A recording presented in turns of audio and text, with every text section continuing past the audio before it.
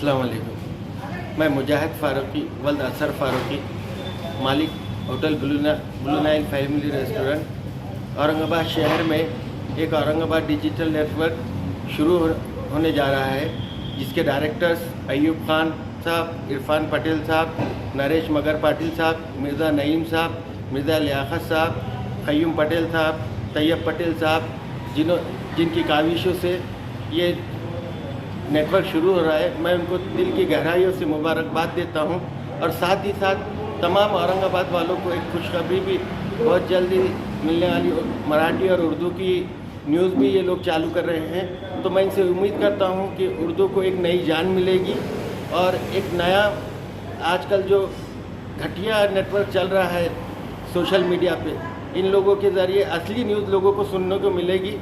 और मैं इन तमाम डायरेक्टर्स का तहे दिल से शुक्रिया अदा करता हूं और इनको दिल की गहराई से मुबारकबाद देता हूं।